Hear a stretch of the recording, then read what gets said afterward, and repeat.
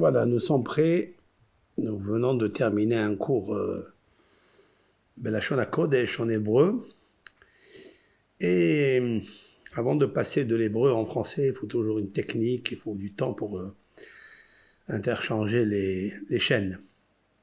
En tous les cas, bonsoir à tous et à toutes. Ce cours est très très spécial. Nous allons parler de cette ségoula, celle-là, ce bol rempli d'eau 3/4 et de l'huile. Préparez chez vous à la maison ça. Ce soir, nous allons parler d'une ségoula qui est sécrétée d'une étude de Torah. Cette étude, elle est dans la section, donc dans la Torah, Parashat Nasso, la section de Nasso qui se trouve dans le Deutéronome. Et ça va parler de l'huile d'olive, ça va parler des bougies, des veilleuses, et du chiffre 12 et 13. Et donc j'attends un petit peu que les gens s'inscrivent. Voilà, ça arrive, au Hachem, je suis avec vous pendant 1 heure de temps, avec l'aide de Hachem, si j'arrive à finir. Sinon, on continuera Bli Neder, sans faire un vœu, demain, avec l'aide d'Hachem. Alors nous allons essayer de préparer chez vous à la maison, préparer un bol comme ça, et mettez à l'intérieur les veilleuses, vous voyez les veilleuses, mais là, j'en ai allumé 3, parce que comme j'ai fait le cours tout à l'heure, oui, alors je voulais faire une démonstration de comment doivent être positionnées les mèches. Les mèches doivent être positionnées en rond. Vous prenez 12 mèches, d'accord? Vous les posez dessus, 12 mèches, et vous mettez une 13e au milieu, voilà. Aux extrémités du bol, comme je fais maintenant, vous prenez 13 mèches. Tout ça, bien sûr, c'est voulu, c'est prémédité. Et avec l'aide d'Hachem, on va expliquer. Donc, vous prenez les 12 autour, d'accord? Et vous prenez la 13e, vous la mettez ici, au milieu. Alors, c'est très simple, le remez, l'allusion, elle est très simple. Vous connaissez déjà le chiffre 12. C'est le chiffre de la création. C'est-à-dire, la création du jour, c'est 12 heures. La création de la nuit, c'est 12 heures. Donc, vous avez 24 heures. Et vous avez celui qui est au milieu, c'est celui qui dirige la nature. Vous avez les 12 signes zodiacaux. Et en particulier, nous allons parler des 12 princes d'Israël qui étaient les présidents de chaque tribu qui avaient offert le premier jour de Rosh Chodesh Nissan, celui qu'on a eu lundi, donc dimanche, oui.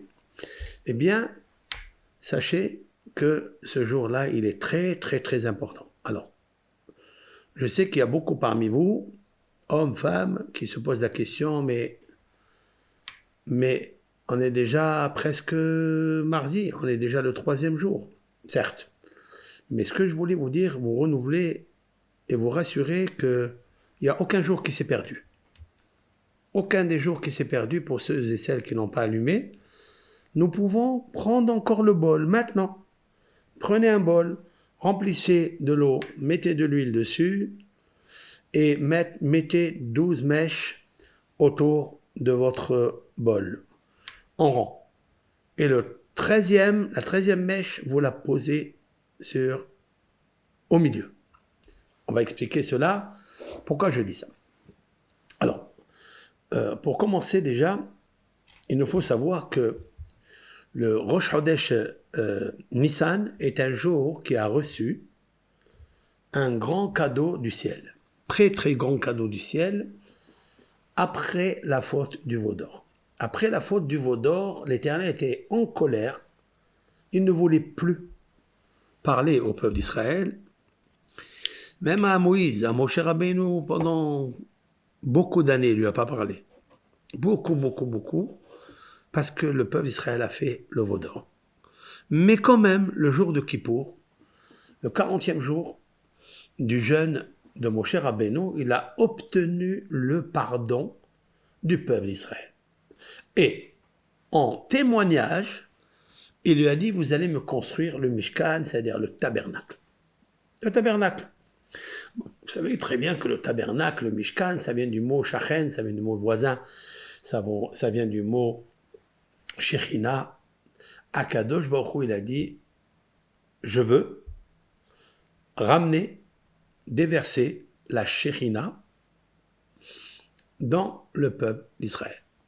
Ah, il a ramené comme le jour de Matan Torah, le jour du don de la Torah, il a ramené la Shechina. Hachem Barach, il a dit, je ramène la Shechina dans le peuple d'Israël, mais faites-moi un Mishkan, et ce Mishkan-là va vous réunir à tous et à toutes. Le peuple d'Israël a réussi, ce jour-là, à recevoir. Écoutez ça. C'est marqué, Bayom Arishon, ce jour-là, il y a eu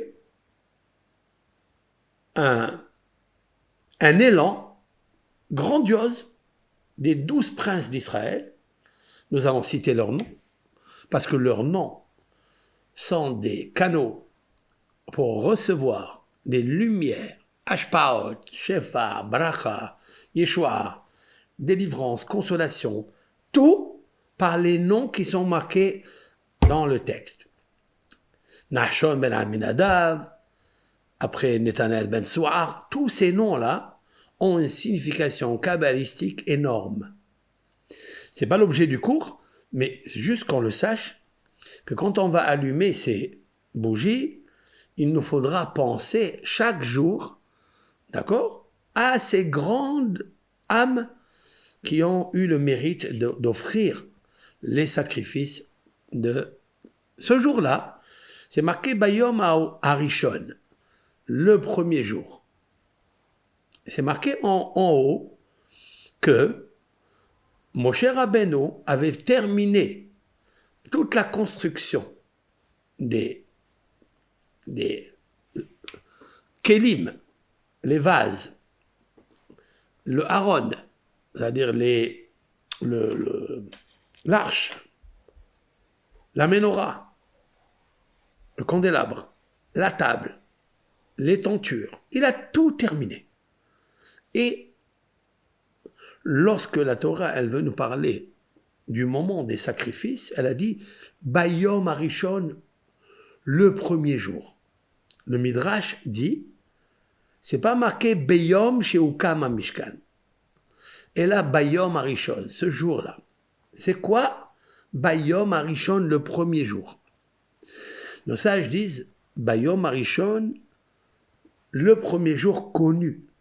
Pas Bayom Rishon. Non, le jour connu. Quel est le jour connu? Briat Haolam, la création du monde. Le jour du premier jour de Nissan, c'était comme le jour de la création du monde. Et ce jour-là était un jour qui a reçu une couronne spéciale, comme si l'Éternel avait renouvelé le monde. Et donc, il a fait ce qu'on appelle une ithatchut, c'est-à-dire un nouveau, et grâce à ça, les plantes, les arbres vont redonner les mêmes fruits avec le même délicatesse, le même goût, la même saveur que ceux qui étaient dans le Gan Eden. Les fruits qui ont commencé à pousser sur les arbres à partir de Rosh Chodesh Nissan, ils étaient comme Bayom Arishon Shel Briat Haolam, de la création du monde. Quel était le jour de la création du monde? C'était le dimanche, Yom Ehad.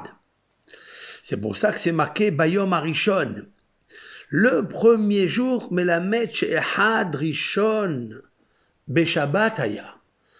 Ça veut dire que de la même façon que le premier jour de la création, c'est le dimanche, puisque c'est marqué après, et ce fut le soir, et ce fut le matin, Yom Ehad, premier jour. Donc vous voyez que le dimanche, ne s'appelle pas le premier jour, s'appelle Yom Ehad. Ça veut dire un jour unique. Parce que Ehad, c'est pas 1, 2, 3. Ehad en hébreu veut dire Meyuhad. Meyuhad, ça veut dire réservé, singulier. Il n'y avait pas un jour comme celui-ci, seulement lorsque le peuple d'Israël dans le désert, comme réparation, l'Éternel les avait reconsidérés, réconciliés en leur pardonnant leurs fautes, il leur a demandé de faire le Mishkan, ce tabernacle où va résider de nouveau dans ce monde, sur cette terre, la majesté divine. Et ça, c'est très intéressant que le premier jour de Nissan, donc c'était dimanche, nous avons renouvelé notre être. Et nous sommes aujourd'hui sans faute, sans péché, juste en sachant que l'Éternel a considéré ce jour où ils ont eu des sacrifices. Ce jour-là, dit le Midrash Rabbah, Eser Atarot Natal Otoayom. Ce jour-là a reçu 10 éloges, 10 qualités suprêmes. Tout d'abord, il s'est appelé Yom Rishon Libriat Haolam. Ça, c'est magnifique, ça. Vous voyez de là que Akadosh Baruch Hu, il peut renouveler l'homme, il peut renouveler les années de l'homme, malgré un passé très difficile, malgré un passé de désobéissance, malgré un passé de rébellion, comme le peuple d'Israël s'est rebellé, il a fait l'idolâtrie, malgré des péchés insoupçonnés, mais il peut revenir à Bayom Harishon, au premier jour. Nous allons allumer cette bougie, la première, pour Bayom Harishon, pour la création du monde. Qu'est-ce qu'il y avait dans la création du monde? L'Éternel avait créé en 6 jours le monde et le 7e, le Shabbat, s'est reposé. Cependant, la création, elle s'est faite dans cet ordre. C'est que l'Éternel a fait descendre une lumière ronde. Le mot sphira, c'est la sphère. La sphère, séphira en hébreu, elle commence par la lettre Samer. Vous voyez? Samer, c'est une lettre qui est ronde. Une ronde. En fait, le monde est rond. C'est le Samer. C'est un rond. Et l'Éternel s'est mis à l'intérieur du rond, au milieu de ce rond. Et il a commencé, si l'on peut dire ainsi, à distribuer, dispatcher à tous les êtres vivants. Pareil, les êtres vivants, c'est-à-dire les créatures, le cosmos, les signes zodiacaux, les planètes, les créatures, les animaux et l'être humain vers le 6e jour. Donc on va diviser les 12 bougies ici, 6, mais en rond, comme ça. Il faut, afin que puisse cette ségoula influencer pendant ces 12 jours, donc depuis Rosh Chodesh Nissan, jusqu'au 12e jour, tous les 12 signes zodiacaux. Je vais expliquer tout ça. Parce que, en fait, la Torah nous dit à propos de cette consécration du mois de Nissan, Ahodesh Hazeh Lachem Rosh Hodashim, ce mois sera pour vous la tête des mois, le premier de tous les mois de l'année. Voilà ce qui est marqué ici. La Torah a ajouté quelques mots pour nous expliquer qu'il y a ici une interprétation fabuleuse, mystérieuse, que le premier jour de Nissan englobe dans les 12 jours de Nissan tous les 12 mois de l'année, donc les 12 signes zodiacaux. Et nous pouvons, à partir de maintenant, Rosh Chodesh Nissan, recevoir une influence, pas seulement pour le mois de Bélier, qui est le signe zodiacal de Nissan, le mois qui vient après. ça sera le mois du taureau, etc., etc. Donc maintenant, je ne vais pas parler des signes zodiacaux, je vais parler des 12 tribus d'Israël. Mais avant de rentrer dans ça, je vais d'abord vous dire les 10 ma'alot. C'est-à-dire, qu'est-ce que nous voulons acquérir dans ce monde? Quelle influence, quelle abondance matérielle, physique, métaphysique, spirituelle, qu'est-ce qu'on veut recevoir? On veut recevoir quoi, en fait? Alors, la première, c'est que nous sommes déjà au début des jours de la création. Ça, c'est la première. La deuxième chose, Rishon la kehuna shel Aaron ubanav. C'est le premier jour que Aaron a été investi comme Kohen Gadol, comme le grand prêtre. C'est l'organisation, l'ordre, il est très beau l'ordre. Premier jour de la création, nous sommes Rosh Chodesh Nissan, c'était dimanche, Yom Ehad. Yom Sheni, c'était aujourd'hui, il y a eu le Shalom, la paix. Et c'est bizarre. Birkat Kohanim, c'est-à-dire la bénédiction des prêtres que nous recevons tous les jours, pour ceux qui pratiquent cette coutume, parce qu'il y a beaucoup qui ne font pas dans leur synagogue, mais je dis dommage qu'ils ne reçoivent pas quand il y a des Kohanim, bien sûr, quand il y a des prêtres, on reçoit une bracha des Kohanim. On ouvre les mains et on reçoit le Shefa. Cette bénédiction-là, elle était faite par Aaron HaKohen, le frère de Moshe Rabbeinu. Et parce qu'il était un homme de paix. Et la deuxième qualité, à part la première, qui est la création du monde, Yom HaRishon Libriat HaOlam. La deuxième qualité de Rosh Chodesh Nissan, c'est que Aaron était investi à cette prêtrise d'être le Kohen, le serviteur dans le Mishkan, dans ce tabernacle. Et qu'est-ce qu'on apprend de là? Deux choses. Vous savez très bien que les eaux, dans la création du monde, quand Dieu il a séparé les eaux, c'était le Yom lundi, c'était le deuxième jour, quand il a séparé les eaux, il n'y a pas marqué là-bas, ce fut que Hachem, il a vu que Vayar Elohim Kitov. Et Dieu a vu que c'était beau, que c'était bien. Il n'y a pas marqué le mot Kitov.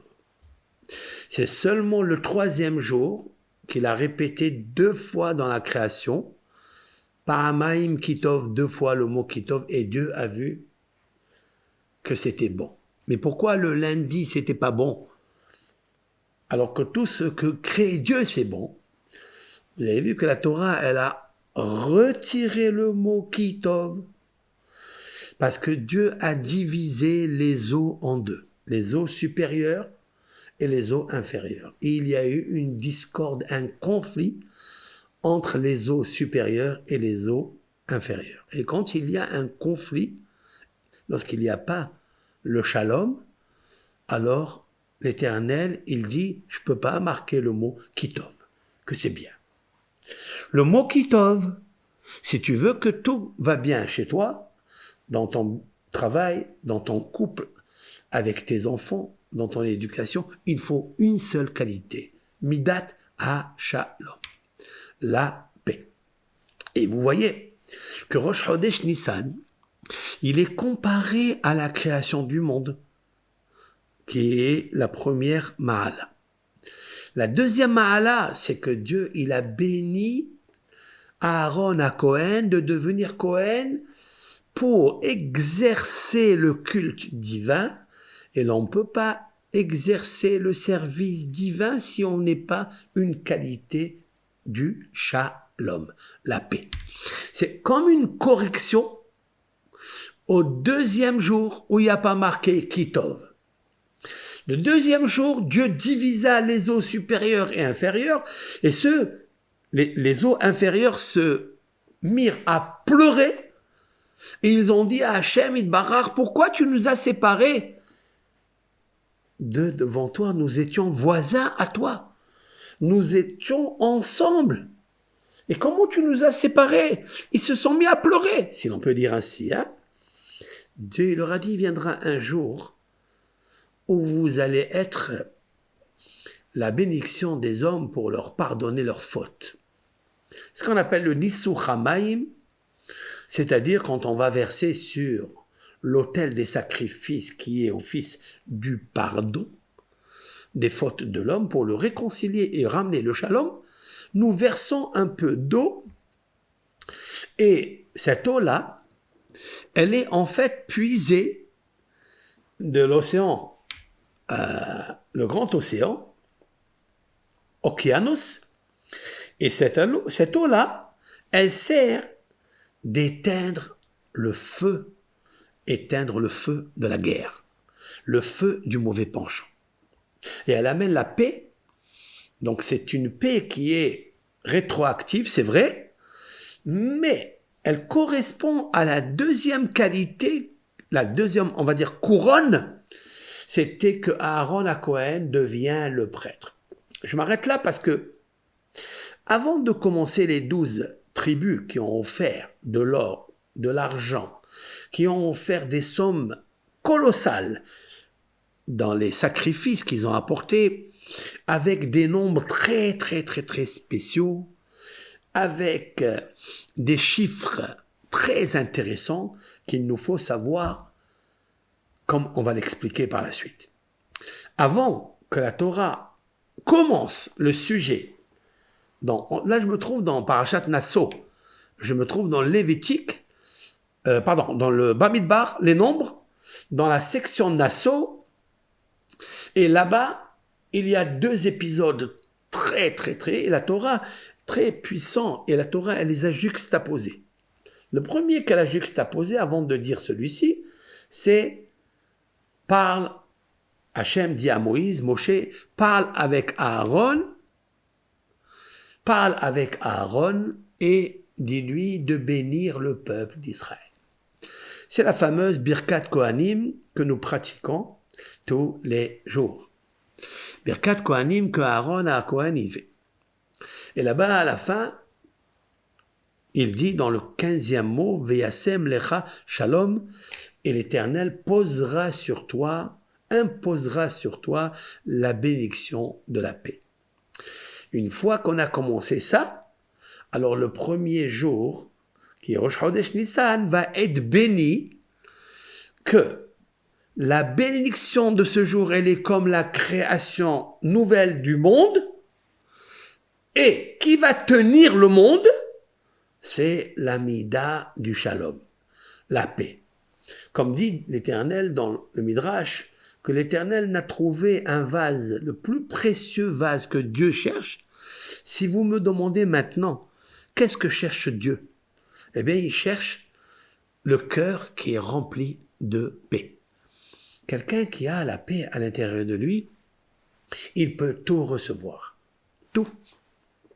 C'est la raison pour laquelle les 12 Shevatim vont faire quelque chose d'exceptionnel. C'est que d'abord, ils vont faire la paix ensemble.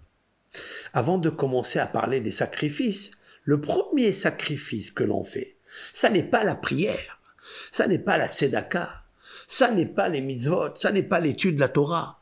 Le premier sacrifice qu'il nous faut faire, c'est un cœur brisé, un cœur de paix, un cœur humble, un cœur qui ne cherche pas à contredire l'autre, un cœur qui, au contraire, laisse l'autre s'exprimer, laisse l'autre dire ce qu'il veut dire, son avis, il peut dire ce qu'il veut, laisse-le parler, écoute-le, et ne pense pas que tu perds du temps, tu gagnes beaucoup de temps. En fait, les 10 qualités qui vont venir le Rosh Chodesh Nissan sont d'abord la création du monde, et cette création, elle doit tenir. Parce que si on refait les mêmes erreurs que nous avons faites au temps de Adam et Hava en écoutant le serpent qui a divisé entre le monde, qui a détruit le monde et qui a détruit le couple, et qui se sont éloignés de l'un de l'autre à 130 années, 130 années séparés l'un de l'autre. Si on veut vraiment la correction de ça, c'est la section que je vais vous parler maintenant.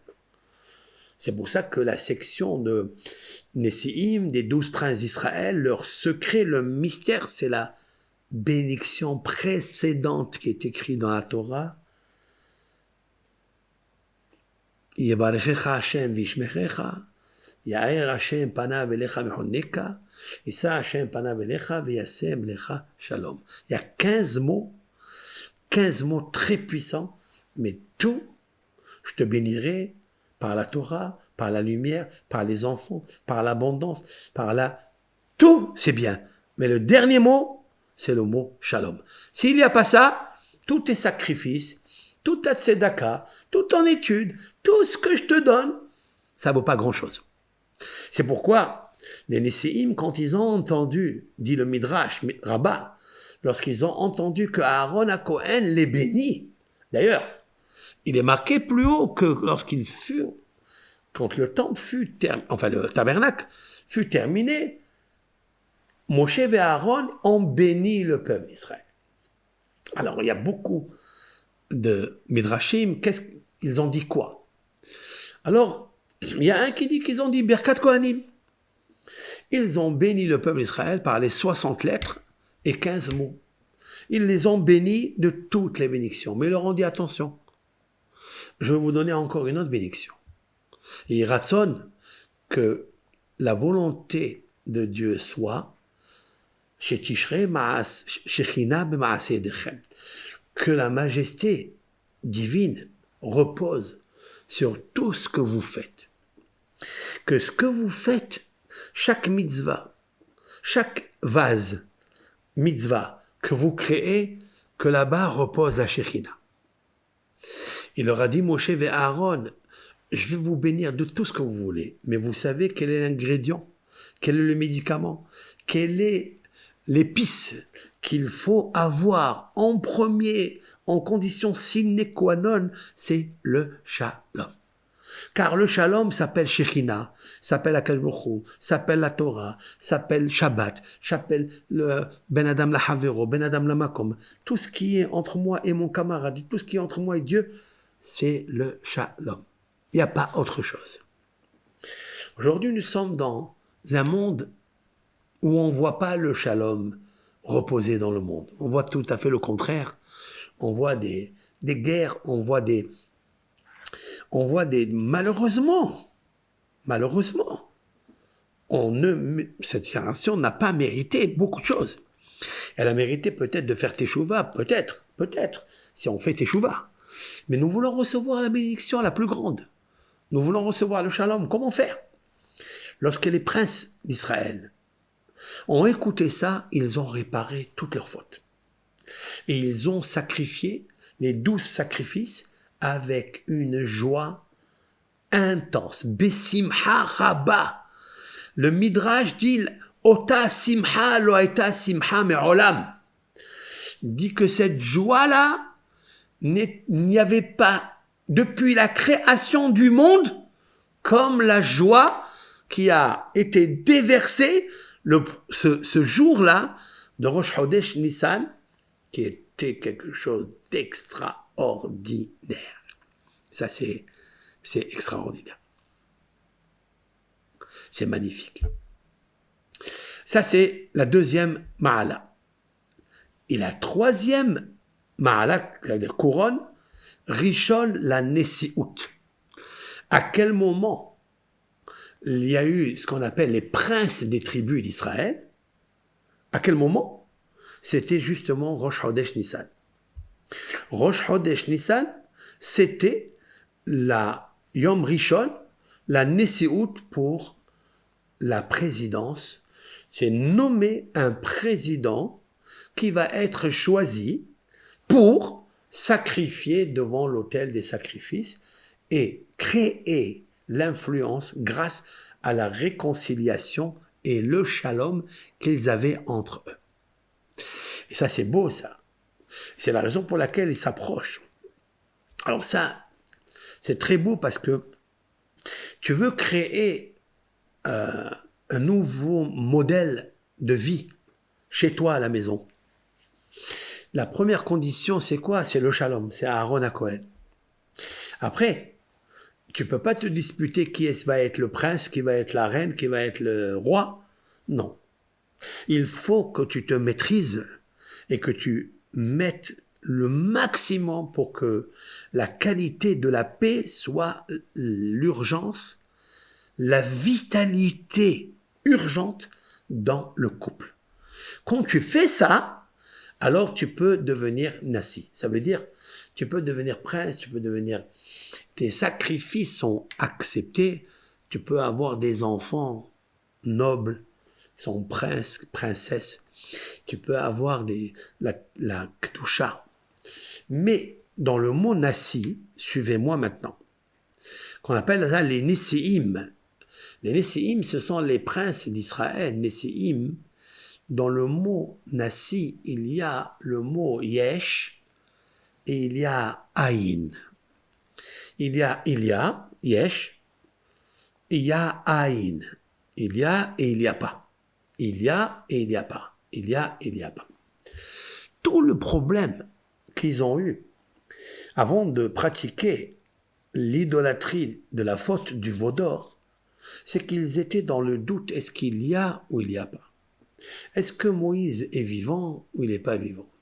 Est-ce que le Dieu de Moïse, il est encore avec nous ou il n'est pas encore avec nous? Et lorsque tu doutes dans la foi, en un seul pouvoir, en un seul Dieu, lorsque tu as reçu des miracles, lorsque tu as reçu des bienfaits, lorsque tu n'as pas eu Hakarat Tov, tu n'as pas eu la reconnaissance envers Hachem, que se passe-t-il? Toute ta vie, tu la passes entre le marteau et l'enclume, entre le pétrin et le pain. Et ça devient un pétrin qui ne pétrit plus.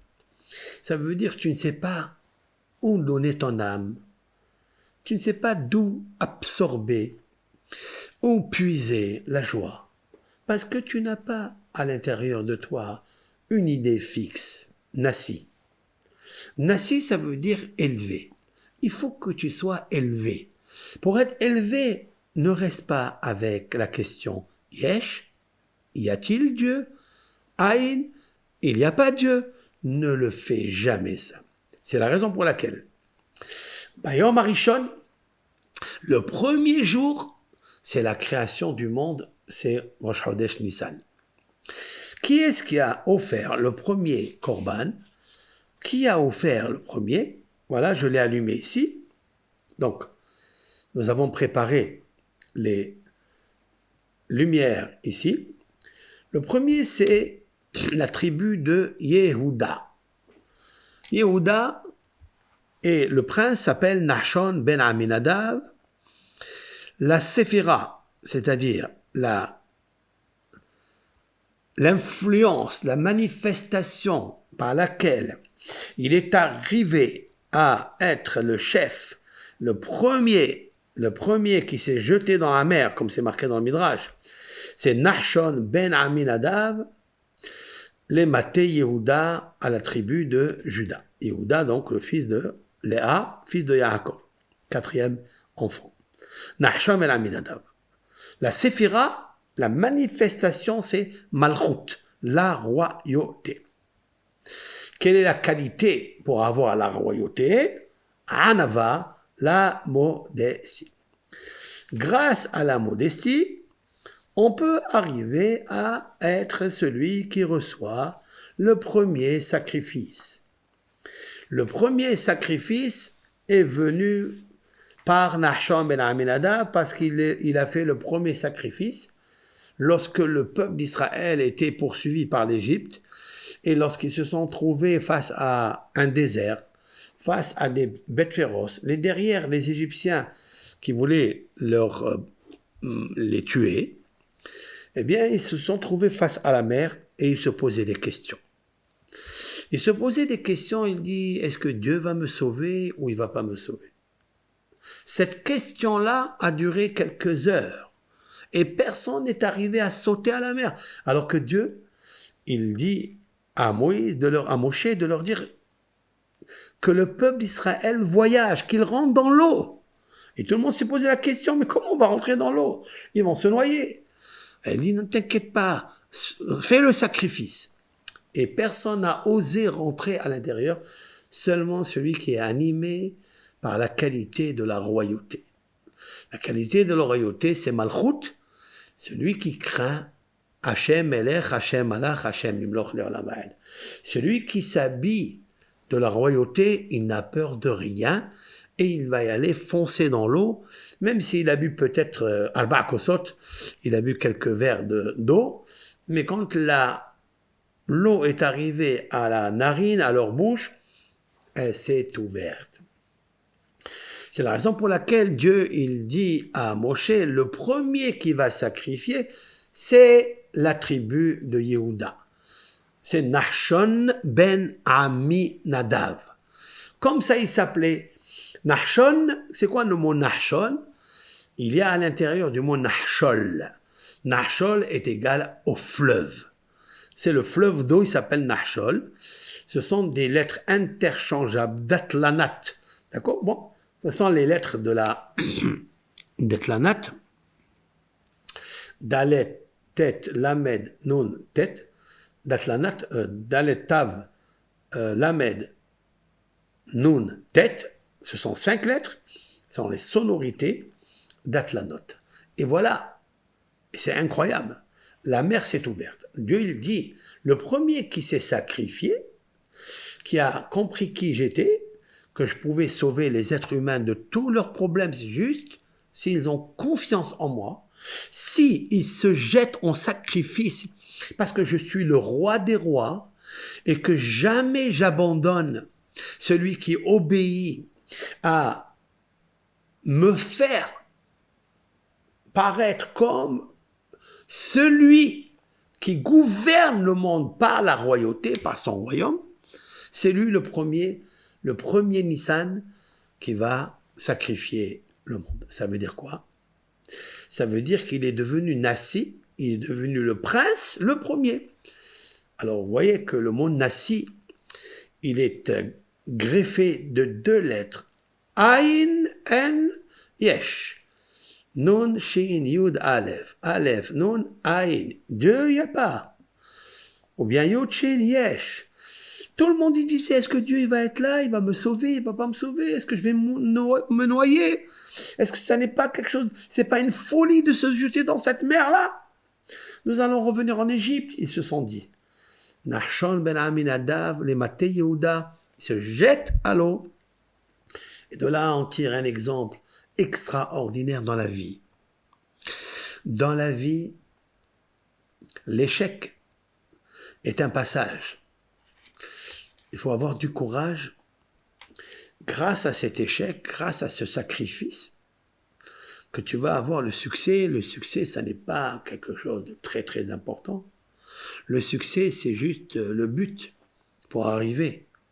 Car le succès, tu ne l'as jamais. Quel succès nous avons? Si c'est des prestiges, des fois, tes prestiges, ils t'amènent à des vertiges. Tu deviens vert, et comme le verre est comme la tige. Et comme c'est une tige, on peut la couper. Une tige, elle peut se faner. Une tige, elle peut se casser. Non.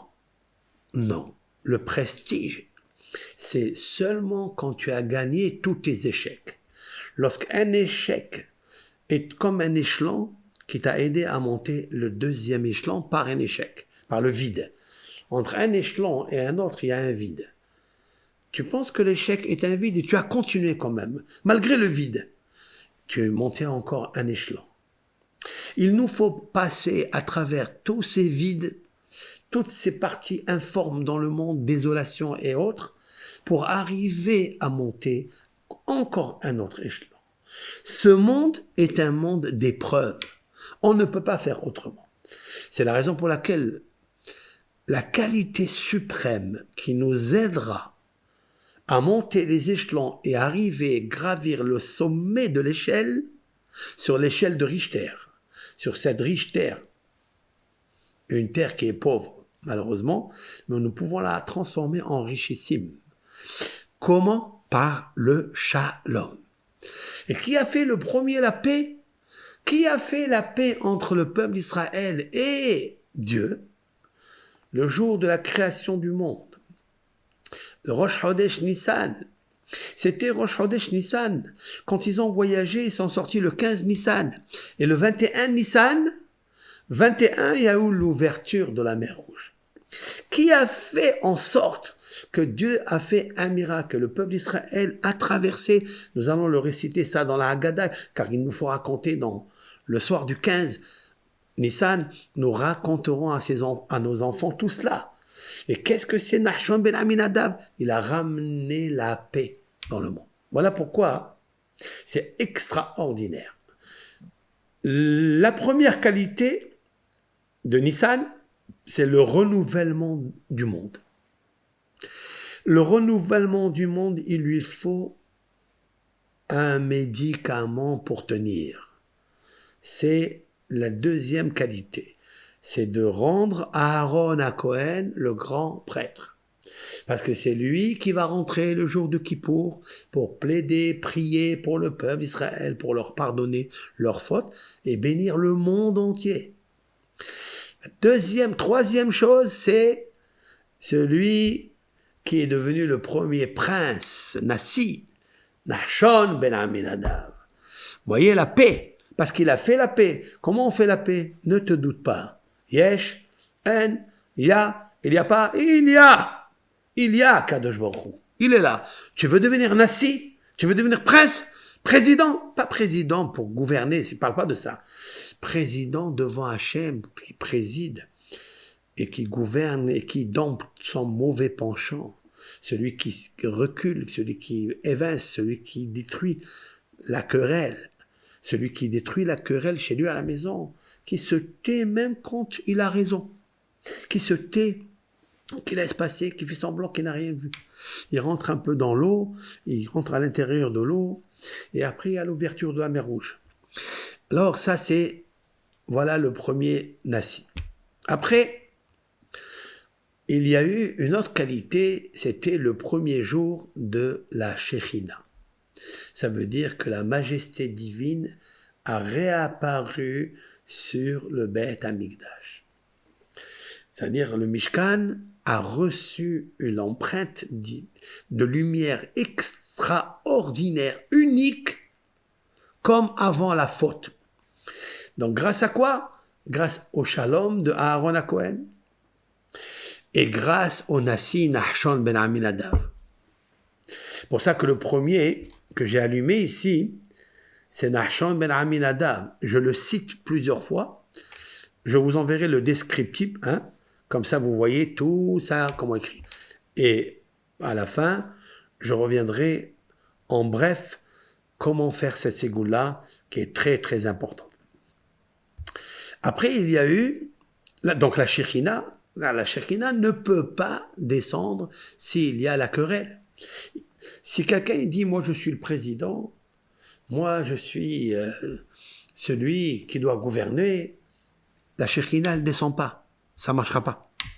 Dans aucune communauté, aucune maison, dans aucune Beth Knesset, le Midrash dit que l'Éternel il a envoyé Michaël, l'ange Michaël, il lui a dit, parce que Michaël lui a posé la question à Hachem, pourquoi tu amènes pas le Messie? Pourquoi tu fais pas dévoiler ton royaume? Fais descendre la Shekhinah en bas. Alors il lui a dit, il me faut la paix. S'il y a la paix, je fais descendre la Shekhinah. S'il n'y a pas la paix, je vais faire quoi là-bas? Pourquoi d'après vous, Dieu ne s'est pas encore manifesté? Pourquoi il n'a pas amené son Messie, son Mashiach? Pourquoi les guerres continuent? Pourquoi les petites guerres à la maison? Oh, à la maison, c'est des grandes guerres. Elles sont pires que les guerres des guerres des tanks et des guerres des avions et des bombes. Pire. Parce que ça, c'est spirituel, ça, c'est matériel. Tuer une âme spirituellement par la dispute, c'est pire que tuer un corps avec une bombe. Pire. Parce que ce monde, il est terrestre, il est passager, il est fictif. Il est éphémère. Il a une limite. Il est limité à 70 ans, 80, 120 ans. Et après? Donc, Mais l'âme, avoir le shalom dans ce monde et avoir le shalom dans l'autre monde, surtout dans l'autre monde, c'est éternel. Là-bas, on ne compte pas le jour, la nuit, pas le jour. Non, c'est toute l'éternité, tu dois être en paix. Comme on dit d'ailleurs dans la prière pour les personnes qui ont disparu, Yavo shalom yanuhu al mishkevotam, olech nechocho. C'est-à-dire que la paix vienne et qu'elle repose sur mishkevotam, sur leur couche, sur leur sommeil, si l'on peut dire ainsi. Il faut la paix. Ça me s'est marqué d'ailleurs par la suite dans le Midrash Rabbah, Veyasem lecha shalom, et que l'Éternel posera sur toi la paix, ba'olam hazeh ou ba'kever, dans ce monde, dans ta vie, et après la mort, dans la tombe, ou ba'olam haba, et dans le olam haba. On a besoin du shalom pour vivre. C'est impossible autrement. Il dit, je vais amener la Shekhinah. Michael, il lui demande à Hachem, amène la Shekhinah, fais-la descendre. Ça suffit qu'on arrête avec toutes ces guerres et tous ces problèmes. Que chacun y trouve l'aisance, que chacun y trouve la richesse, du bonheur, la paix, la tranquillité, la joie. Alors il lui a dit, va me chercher une synagogue, va me chercher un endroit où se trouvent les êtres humains, où il y a la paix. Et qu'est-ce qu'il a fait, Michael? Il est descendu. Il est parti dans toutes les villes, en Amérique, à New York, à Miami, il est parti au Brésil, il est parti en Argentine, il est parti à Paris, il est venu à Marseille, il est parti à Nice, il est parti à Toulon, il est remonté en Israël, il a cherché partout. Il a dit non, dans la ville, il n'y a pas. Dans toute la ville, il n'y a pas. Alors il lui a dit, trouve-moi au moins une synagogue dans le monde. Il a dit, ah, bien sûr que je vais trouver. Il est descendu et il l'a pas trouvé. C'est bizarre, hein? Donc, qu'est-ce que Dieu, il veut? Alors, nous, on dit, Mashiach, il est à la porte.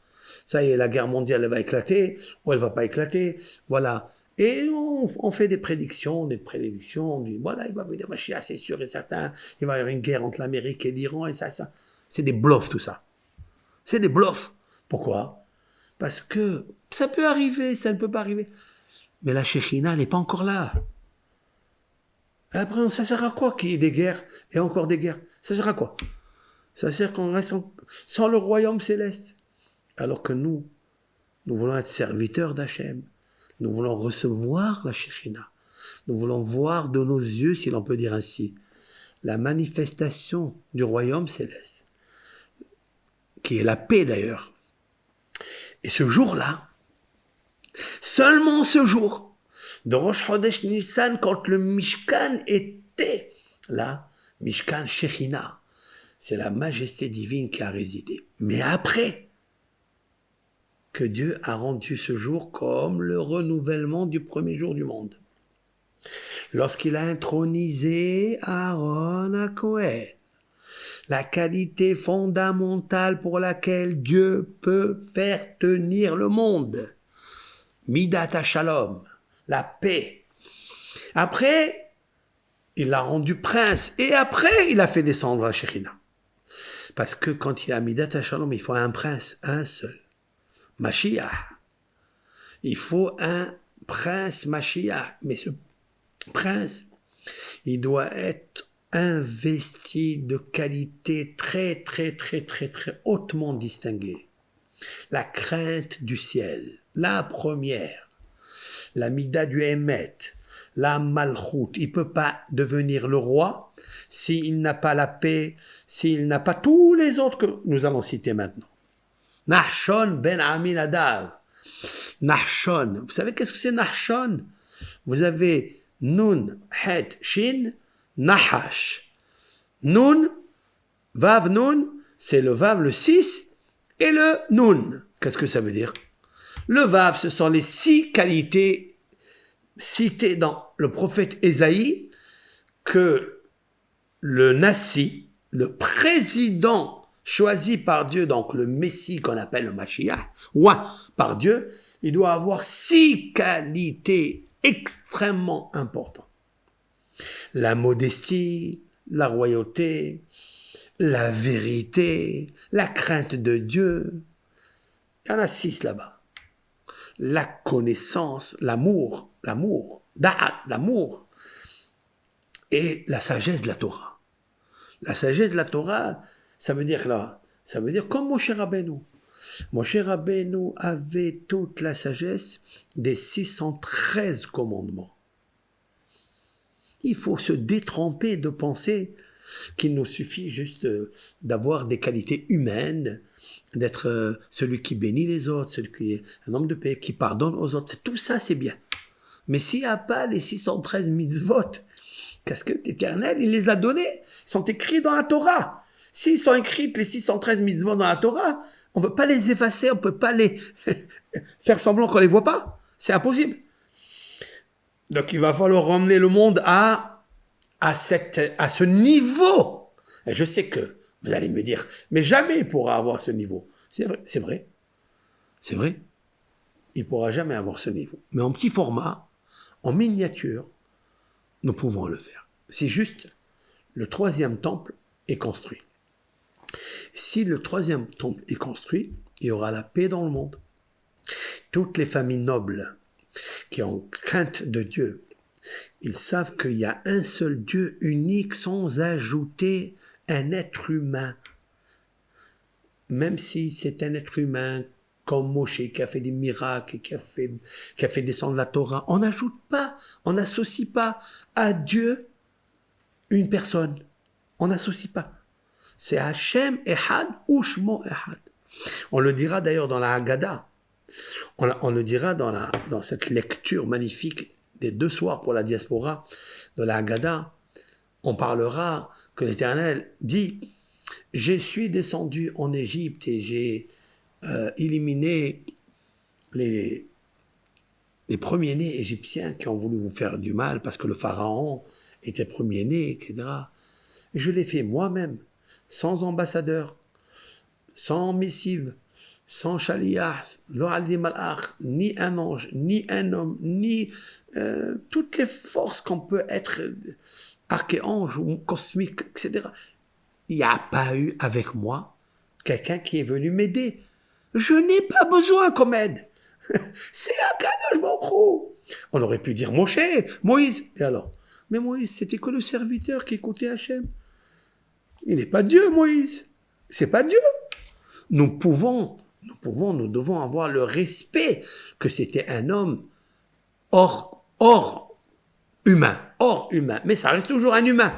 D'accord? Ça reste un humain investi, un humain imprimé par la grâce de Dieu, par la Torah qu'il a reçue, qui nous a livrée, certes, mais il restera toujours Hachem. Donc, quand on dit que Mashiach, il va venir quoi? Quand? Comment? Pourquoi il va venir? S'il vient, c'est qu'il y a eu d'abord le shalom dans le monde. On ne peut rien faire sans le shalom. C'est tout. Ça, c'est le Emet. On ne peut rien construire. Rien. À plus forte raison, le temple où Dieu il dit. D'ailleurs, je vous ai béni Birkat Kohanim. Je vous ai donné le shalom. Et après, je vous dis, faites des sacrifices. Vous voyez la juxtaposition des textes? D'abord, je renouvelle le monde. Le voilà. Un petit monde qui est le tabernacle. Parce qu'il était en configuration avec toutes les sphères, avec toutes les dimensions spirituelles que l'on ne peut pas imaginer, qui sont des hashpaot, des influences très, très, très, très fines, que même l'esprit ne peut pas capter, ça c'est sûr, mais nous pouvons voir la configuration à travers le modèle qui était la table de la loi, les tables, la shulhan, la menorah, tous les accessoires qui étaient de consécration oint par l'huile d'onction, étaient kodesh, étaient sanctifiés, ça veut dire qu'ils étaient séparés des ustensiles qui se trouvaient en dehors, qui étaient des profanes, quoi. Et donc ça, il faut savoir que bien sûr la configuration elle est intacte, exacte, mais nous comprenons pas encore la portée spirituelle de ça. Par contre, nous sommes au courant, nous ressentons qu'il y a quelque chose. Mais nous voulons maintenant quelque chose de plus haut. Comment avec ces guerres-là? Comment avec les disputes qu'il y a? Comment avec chacun qui veut Je ne sais pas, il veut se montrer, il veut montrer qu'il fait ça et ça. Ça sert à quoi ça? Ça sert à rien. Ça sert à rien. En tous les cas, c'est pas avec ça que tu vas nourrir ton âme. C'est pas avec ça que tu vas nourrir l'âme du monde.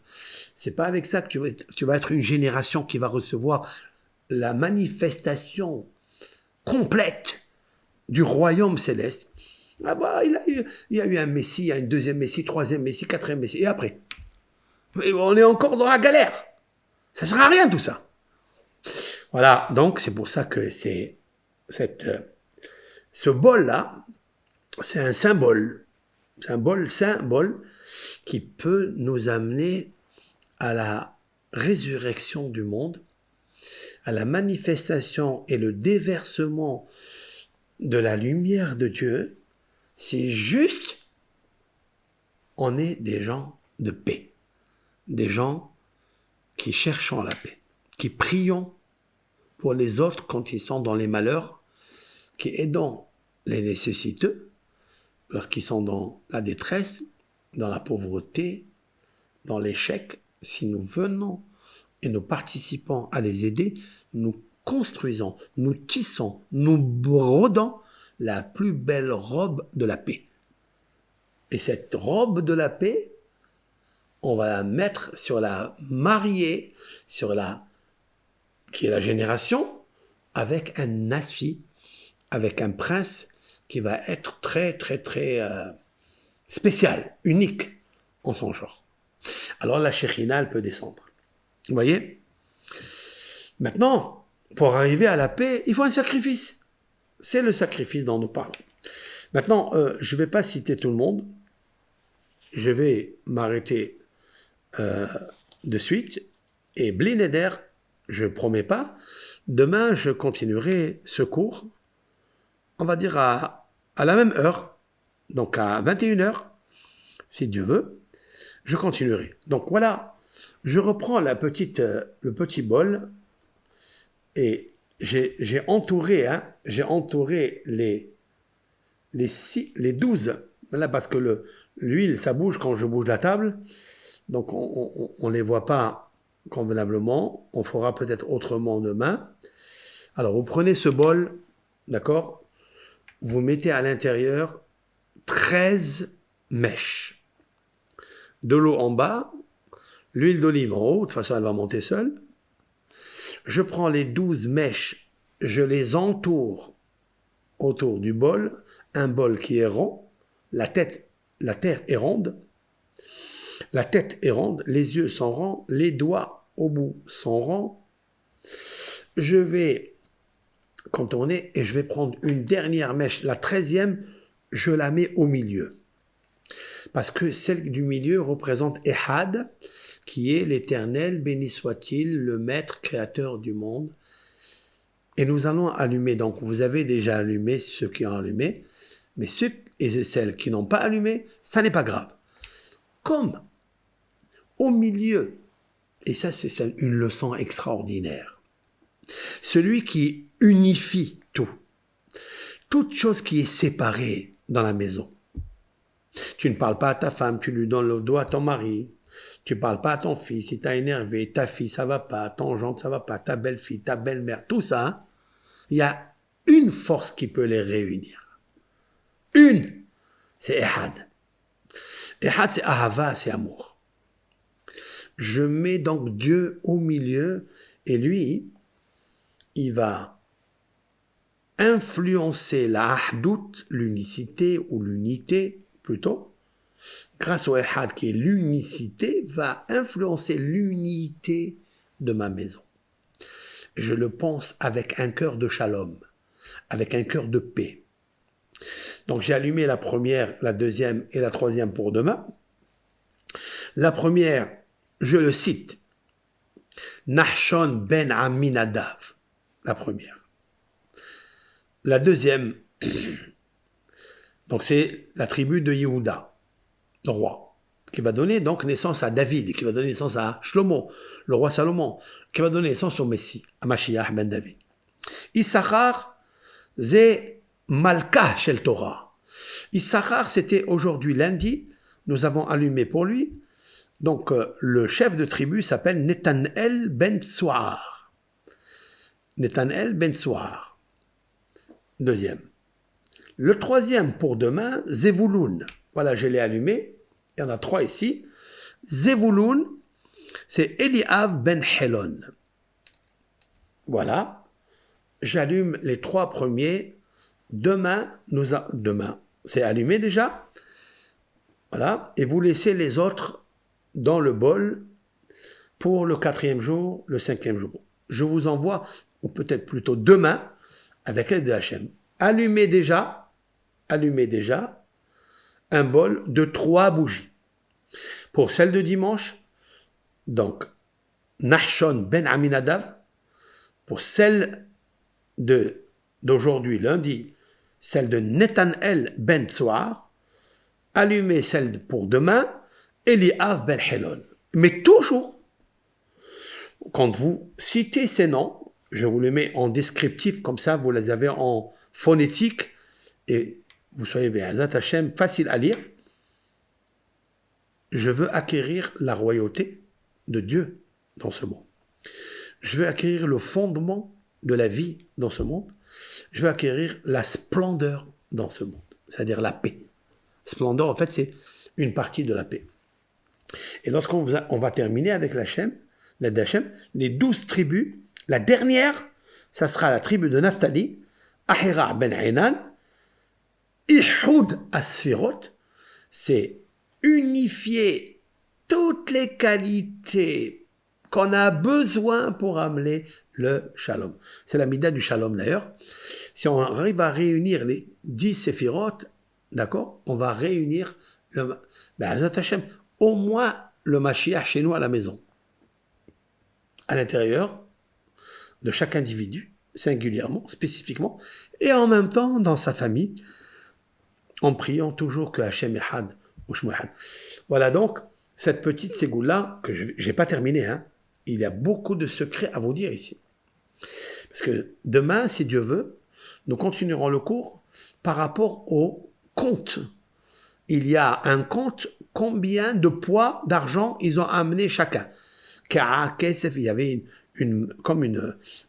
un plateau en argent. On met Mizrak Ehad, des fourchettes en argent. On va tout expliquer. Pourquoi Shivaim 70, pourquoi 130. Tout ça va être expliqué demain afin que ces 12 jours, nous puissions, avec l'aide du Créateur unique et seulement grâce à lui, recevoir le shalom intérieur, le shalom individuel dans ta maison, et le shalom collectif du Ham Israël, et le shalom du monde entier, des pays nobles, des familles nobles, des nations qui vont respecter ce jour extraordinaire de la venue du Mashiach, qui viendra Motsae Pesach, à la sortie de la fête de Pesach, nous espérons, avec l'aide du Créateur. Kol Tov, et à demain, Laila Tov, et bon sommeil, bonne santé. Amen, amen. N'oublie pas de lire le schéma avant de dormir, de faire Kriyat Shema Alamita avant le sommeil. Réfléchissez à tout ça. Que Hachem vous bénisse. Amen.